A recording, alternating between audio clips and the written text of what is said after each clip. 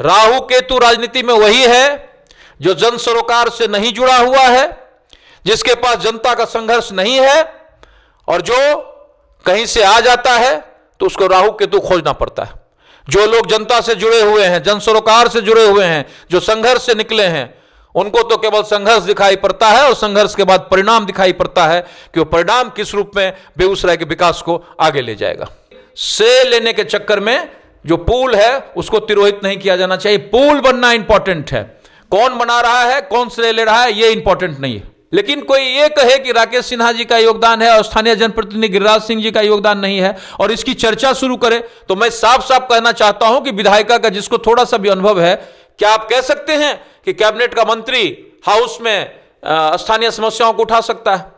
वो तो कैबिनेट का पार्ट है। 24 persons in Modi cabinet is the part of the government and government has to take decision to make पुल, पुलिया, constructions work and others. इसीलिए इन बातों पर ज्यादा तवज्जो देने की जरूरत नहीं है। यह अच्छी बात है कि सामहो जो आजादी के बाद से कराहता रहा था, उसको एक आशा की किरण मिली है। जहां पहुंचने के लिए लगभग 80 किलोमीटर की दूरी तय करनी पड़ती थी, वहां महज अब 20 से 25 किलोमीटर की दूरी तय करके पहुंचा जा सकता है। जी हाँ, मैं बात कर रही हूँ वही सामहो पुल जो कि गंगा के ऊपर बनने जा रहा है। और आप सभी को पता है कि इसकी चर्चा जोरों शोरों से हो रही है। यूँ तो कुछ दिन पहले की बात मैं बता दूं, राज्यसभा सांसद के द्वारा कही गई थी, राहु केतु की चर्चा की गई थी उस पुल को लेके। अब हाल में ही नगर विधायक ने भी राहु केतु की चर्चा की। आखिरकार इस पुल का डीपीआर क्या है, वह पता करने के लिए आज मैं पहुंची हूँ अमरिंदर जी के घर पे। आइए इनसे मिलते हैं और बेगूसराय के तमाम वो लोग जो भी हम लोगों को केवी स्टूडियो के माध्यम से देख रहे हैं, जो यह जानने की कोशिश कर रहे हैं कि यह राहु केतु का क्या मांजरा है, आज उनसे ही जानते हैं। केवी स्टूडियो का भी धन्यवाद कि आप जन सरोकार के मुद्दे पर हमेशा सक्रिय रहते हैं और उन मुद्दों पर विभिन्न लोगों की राय लेते रहते हैं। इसके लिए आपका भी बहुत बहुत धन्यवाद जी। जहाँ तक सामहो पुल का सवाल है, सामहो पुल आज़ादी के बाद से ही लोगों की अपेक्षाओं का केंद्र रहा है। उसका कारण ये है कि कभी सामहो बेगूसराय का सबसे बड़ा मार्केट हुआ करता था और गंगा उस समय सूर्यगढ़ा के नज़दीक बहती थी। तो ऐसी परिस्थिति में सामहो और मटिहानी सब एक ही पार्ट थे। और जब आप काली स्थान के नज़दीक जाएंगे तो आपको अभी भी उस सड़क का यदि टेंडर होता है तो उसका नाम है सामहो पथ। इसका मतलब था कि अंग्रेजों के समय काली स्थान से सामहो तक जाने के लिए एक पथ था और उसको एक्वायर्ड भी किया गया था। कालांतर में सूर्यगढ़ा के नज़दीक गंगा के प्रवाह के कारण और गंगा के धारा में विचलन के कारण सामहो जो हमारा हृदय स्थली था, हमारा बाजार था, हमारा व्यावसायिक केंद्र था, वो उस पार चला गया और गंगा इस पार से बहने लगी। ऐसी परिस्थिति में वहाँ पर एक पुल की आवश्यकता थी और वहाँ पर पुल के लिए स्थानीय जनप्रतिनिधि के रूप में माननीय गिरिराज सिंह जी, और जिस समय नामांकन की प्रक्रिया शुरू हुई थी उस समय के विधायक नरेंद्र सिंह बोगो सिंह और राकेश सिन्हा जी तीनों उस मंच पर मौजूद थे और उस समय लोगों ने इसको संज्ञान में दिया। राकेश सिन्हा जी ने भी बढ़ चढ़ कर कहा कि हम इसको एक टारगेट के रूप में लेते हैं, वो लगे रहे। यहाँ मैं एक बात स्पष्ट कर दूँ, आज जो सोशल मीडिया पर चल रहा है, जिसकी चर्चा आपने की, मैं उस प्रसंग में नहीं जाना चाहता और ना उसकी चर्चा करना चाहता हूँ कि कौन राहु है कौन केतु है। हम सबसे पहले यही कहना चाहते हैं कि 60 के दशक में बेगूसराय में विकास हुआ, बेगूसराय में राजेंद्र पुल बने, बेगूसराय में रिफाइनरी बनी, बेगूसराय में फर्टिलाइज़र बना, लेकिन 60 वर्ष तक बेगूसराय सोया रहा। 60 वर्ष तक यहाँ का विकास अवरुद्ध रहा। जो इकाइयाँ चल रही थी वो दम तोड़ती हुई बंद हो गई। लेकिन 60 वर्षों के बाद यदि कोई यशस्वी नेतृत्व नरेंद्र मोदी के नेतृत्व में आया तो उसी के कारण तो फिर से चिमनियों में धुआं निकल रहा है, उसी के कारण तो 4 लेन बन रहा है। और 2001 में इसका सबसे बड़ा उदाहरण है कि 2001 में अटल बिहारी वाजपेयी के द्वारा मुंगेर पुल स्वीकृत हुआ, लेकिन 10 वर्षों तक फिर कांग्रेस का शासन रहा। उस बीच में कहाँ पैसा आया? सारी प्रक्रिया उसी तरह से अवरुद्ध हो गई। और जब नरेंद्र मोदी जी के नेतृत्व में सरकार आई तो फिर पैसा दिया गया। फिर आपने देखा कि वहाँ पर रेल पुल भी बना, अब सड़क पुल का भी 11 तारीख को उद्घाटन हो रहा है। इसीलिए हमारा साफ कहना है कि इस सब का श्रेय यदि एक व्यक्ति को जाता है, श्री कृष्ण सिंह ने 60 के दशक में बेगूसराय का विकास किया, बेगूसराय को औद्योगिक नगरी बनाया, और उसके बाद कोई एक व्यक्ति को सबसे ज्यादा श्रेय जाता है तो वो नरेंद्र मोदी हैं, जिन्होंने 60,000 करोड़ का रिफाइनरी एक्सपेंशन, BR-09, पेट्रोकेमिकल्स, दम तोड़ते हुए BTPS के जगह पर NTPC, फर्टिलाइजर बंद उसके जगह पर HURL, 4 लेन, फिर गंगा का ब्रिज, और गंगा पर तो और अभूतपूर्व एक राजेंद्र ब्रिज था, अब यहां पर 4 लेन ब्रिज भी हो रहा है, उधर से रेलवे का भी पुल बन रहा है। तो ऐसी परिस्थिति में हमारा मानना है कि यदि बेगूसराय के विकास में 60 वर्षों तक यदि अवरुद्ध रहा और 60 वर्षों के बाद फिर बेगूसराय एक बार विकास के पटल पर आगे है, पुल पुलियां बन रहा है, सामो का भी यदि DPR बन रहा है और आगे भविष्य की संभावनाएं बलवती हो रही हैं, तो उसके पीछे एक व्यक्ति का यदि सबसे बड़ा योगदान है तो उसका नाम है नरेंद्र मोदी। और दूसरी बात मैं ये भी कहना चाहता, लोग इसके बारे में भी कंफ्यूज करते हैं। मैं तो 2 दिन से बहुत दुखी हूं, और जिस तरह से लोग लिख रहे हैं, पढ़ रहे हैं, बेसिक जानकारी का अभाव है। हम तो साफ कहना चाहते हैं, केंद्रीय मंत्री गिरिराज सिंह मंत्रिमंडल के सदस्य हैं, वो किसी क्वेश्चन को रेज नहीं कर सकते, वो हाउस में नहीं उठा सकते।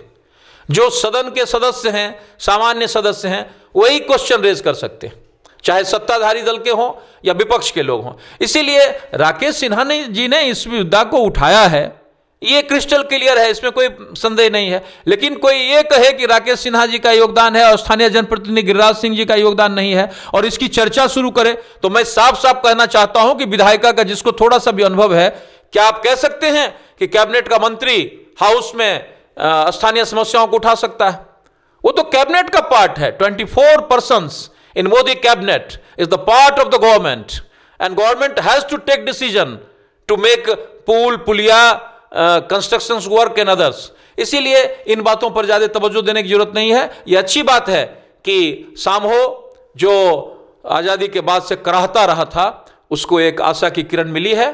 और जहां तक इसका सवाल है कि 3 अलाइनमेंट का, मुझे तो बड़ा आश्चर्य लगता है कि जिस कंसल्टेंटिंग एजेंसी ने इस 3 DPR को बनाया है, और जब बैठक निर्धारित है तो उस बैठक से पूर्व कौन से लोग हैं जो तीनों प्रारूप को बाहर में दिखा रहे हैं, और यदि तीनों प्रारूप बनकर तैयार है तो फिर बैठक की क्या औचित्य है?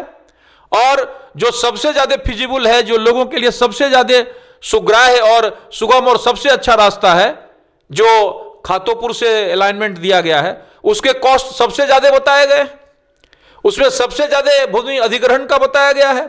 और जो 2 अन्य अलाइनमेंट हैं, जो आगे इनियार के नजदीक निकलता है या राहटपुर होके जाता है, उसका प्रोजेक्ट कॉस्ट भी कम बताया गया है, और उसमें क्या कहते हैं, जो एक्विजिशन होता है, लैंड एक्विजिशन, उसको भी कम बताया गया है। तो इसका तो साफ मतलब है कि जो लोग, जो इसका फिजिबल रास्ता है, जो सबसे बेहतर रास्ता है, उसका प्रोजेक्ट कॉस्ट जाते बताना, और जो कि गलत है। हमको तो लगता है कि जिन लोगों ने वो प्रोजेक्ट बनाया है, उनको ये भी पता नहीं है कि सामो कहाँ है, बिजुलिया कहाँ है, और कहाँ से इसको जाना है। और बड़ा आश्चर्य लगता है कि एक अलाइनमेंट जो खातोपुर के नजदीक गिराया गया है, उसमें क्यूल नदी को दर्शाया गया है कि वहां क्यूल नदी में भी पुल बनना है।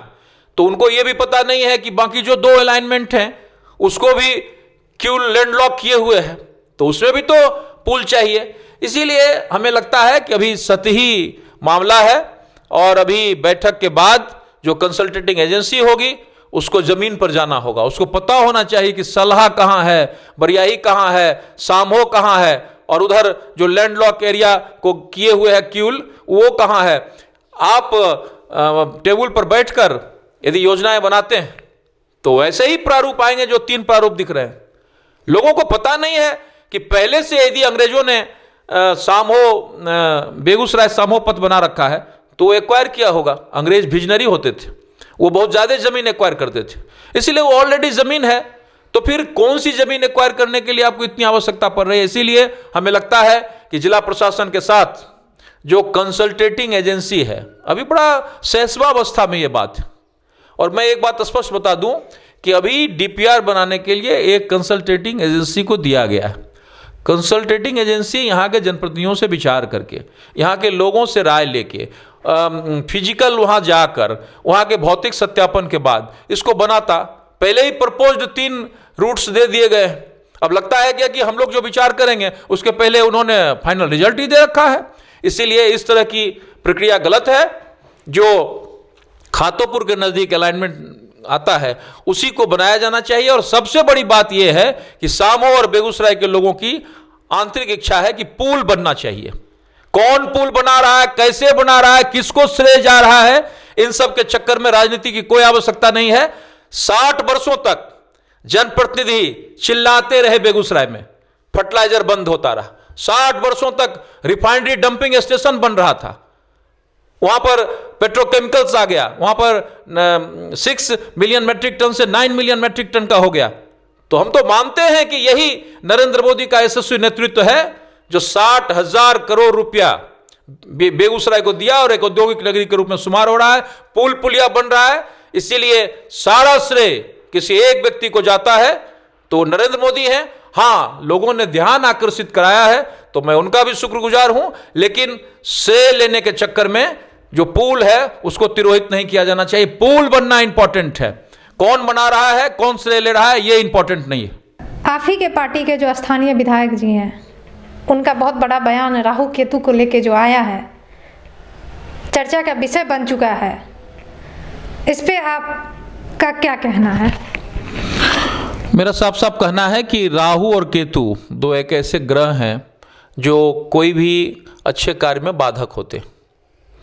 और उन लोगों ने किन संदर्भ में राहु केतु कहा मुझे पता नहीं, लेकिन मेरा साफ साफ मानना है कि सामो पुल के संदर्भ में सबसे पहले माननीय सांसद राकेश सिन्हा जी ने कहा कि राहु केतु की यदि छाया से बच गया तो सामो सेतु बन जाएगा। फिर हमारे विधायक ने कहा कि राहु केतु से बच गया या राहु केतु इसको कहीं ले जाना चाहते हैं। हमारा साफ मानना है कि जिन लोगों का जनता के साथ संघर्ष नहीं रहा है, जनता के बीच में संघर्ष से नहीं आए हैं, जो लोग जन सरोकार के नहीं हैं और जो लोग केवल सतही राजनीति करना चाहते हैं, वही राहु केतु की बात करते हैं। हम तो कहते हैं कि बेगूसराय में तमाम ऐसे लोग जो जन सरोकार से जुड़े हुए हैं, जिनका संघर्ष है, जिनका समर्पण है और बेगूसराय की मिट्टी से जुड़े हुए हैं, उनको तो हमें तो प्यारा लगता है कि कम्युनिस्ट पार्टी का भी कोई व्यक्ति यदि रचनात्मक विकास की बात करता है तो हम उसे राहु केतु नहीं कहते। जो कांग्रेस का व्यक्ति है और यदि वो रचनात्मक विकास की बात करता है, समाज के विकास की बात करता है, तो हम उसे राहु केतु नहीं कहते। इसलिए हमें तो पता नहीं चलता कि राजनीति में राहु केतु कौन है। राहु केतु राजनीति में वही है जो जन सरोकार से नहीं जुड़ा हुआ है, जिसके पास जनता का संघर्ष नहीं है, और जो कहीं से आ जाता है तो उसको राहु केतु खोजना पड़ता है। जो लोग जनता से जुड़े हुए हैं, जन सरोकार से जुड़े हुए हैं, जो संघर्ष से निकले हैं, उनको तो केवल संघर्ष दिखाई पड़ता है और संघर्ष के बाद परिणाम दिखाई पड़ता है कि वो परिणाम किस रूप में बेगूसराय के विकास को आगे ले जाएगा। आखिरकार बेगूसराय की जनता एक तरफ खुश भी है और एक तरफ परेशान भी है। आप उन्हें क्या संदेश देना चाहेंगे केबी स्टूडियो के माध्यम से? नहीं, बेगूसराय की जनता परेशान नहीं, ये राहु केतु को लेकर नहीं, राहु केतु को लेकर न तो बेगूसराय की जनता परेशान है, न सामाजिक सरोकार का कोई कार्यकर्ता परेशान है, न कोई संघर्षशील व्यक्ति परेशान है, न कोई आम जनता परेशान है।